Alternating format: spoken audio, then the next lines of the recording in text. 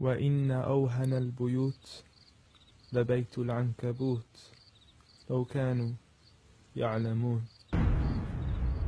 The weakest of homes is the home of the spider, if only they knew. And it's not just because of the web, but also for what happens inside it too. The most fragile of homes, home to the most ferocious of family feuds, a husband and wife relationship that is solely based on being used for consummation. See, as soon as they finish mating, the wife would then consume the body of her own husband. It's disgusting, and so can the children be too. See, as soon as they mature, they would chew upon their own mother as a source of food. It's sinister, it's crude, I don't want to imagine it, but it's true. And such the examples that are used, not because God can be cruel, but for God to prove that the weakest of homes are those in which the inhabitants are abused.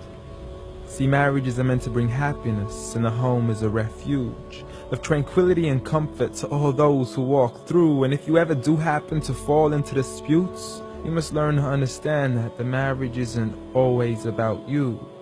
Rather, it's learning to live together as one, although we are still living together as two. In a home where everybody knows that they belong, with love, kindness, and mercy, so we could all just get along, and there's no need for fighting every time something small goes wrong. Because you can't build a home upon violence and then expect it to stand strong. I mean, what kind of man would harm his wife in the darkness of the night, leaving her to bleed as he scars her for life, having to cover up her bruises as she tries to hide them from sight? She is so focused on her responsibilities, but fails to realize that he also owes her rights. See, as a husband, you're meant to provide, protect, respect, guide, and guard her. You are her garment, her lifelong partner, her Prince Charming who should charm her, her knight in shining armor. But a night has turned into a nightmare as he spends his nights trying to harm her. As she begs him on her knees, please, I need you to be calmer. I urge you, see, patience is a virtue. I never even heard you. I promise I didn't mean to hurt you. Please don't be mad. And please don't let the kids see, cause it's not right for a dad. It's sickening, it's sad that such scenes are happening in reality within the homes of so many broken families. It's a calamity that we forgot what the meaning of marriage is. Did you forget that the best of you in character is he who is best to his wife? The best of advice from the one who never harmed a servant, child, or wife in his whole entire life. Muhammad sallallahu alayhi wasallam. He was the best of examples in how to treat a woman right.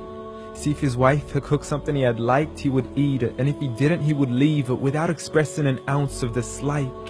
He would even refuse an invitation to food until his wife had also received an invite, and he would help around the house too, just to make her workload light. He was the pinnacle of being polite.